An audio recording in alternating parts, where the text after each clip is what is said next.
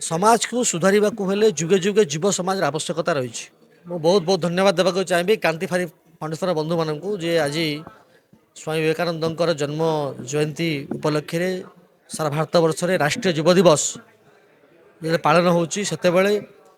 ओडिशा को लेकिन भारत वर्ष को लेकिन युवक मान भूमिका विषय आलोचना करुँचार युवक किभली भाव में आग को जी ओडिशार युवक किभली भाव में सामाजिक परिवर्तन राजनीतिक परिवर्तन केवल भागीदारी हेबे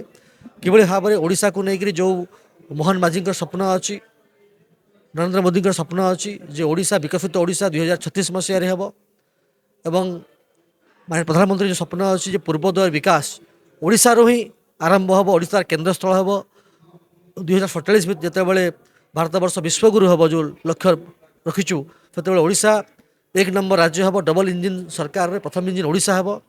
यही लक्ष्य यही आशा यही चिंतन को लेकर आम जो कथा रखीचे युवक मैंने चिंता करोडिशा को आगे को नेबा धन्यवाद दूची एवं ओडिशार भविष्य निर्माण रे ओडिशार आग को ओडिशा विकसित ओडिशा रे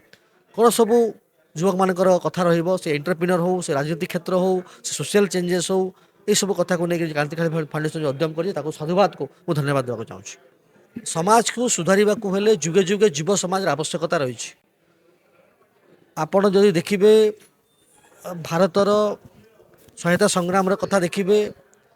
से भगत सिंह कथा देखिए जयराज गुरुंकर कथा देखिए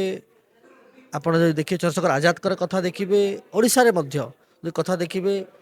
सबुठ छोट शहीद बाजी राउत कथा देखिए किंबा रेंडो माझी कथा देखिए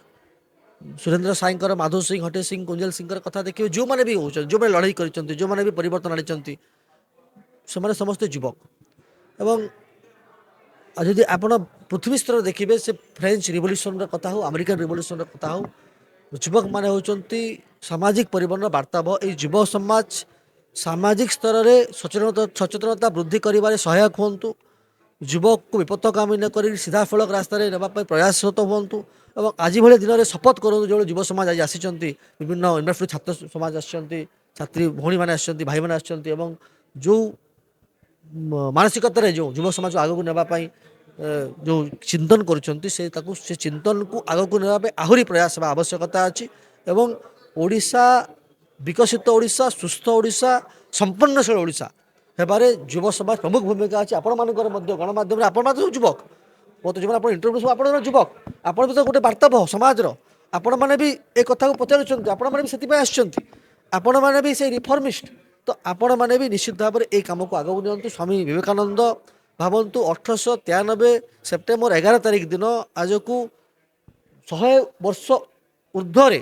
भारत वर्ष को अमेरिका रे रिप्रेजेंट करते सारा पृथ्वी लोक मोर भाई भौणी भाई संबोधन करते चंचल पड़ जाता हलचल हो जाता तो आम दिवस राष्ट्रीय युव दिवस पालन करुचु आमर आध्यात्मिक चेतना को आमर जो मानसिकता अच्छी भारत वर्ष ऐतिह्य परंपरा संस्कृति अच्छी ताकू किभली भाव में युवक मैंने आदृत करेंगे भारत वर्ष को राष्ट्र सर्वोपरि कथा को आग को नेबे नेशन फास्ट कथा को किभली भाव आग को नेबे जो भाव विवेकानंद आग को नहीं आपण मैंने आम समस्त मिसिकी चेष्टा करवा निश्चित भाव में वैप्लविक सामाजिक परिवर्तन हम धन्यवाद।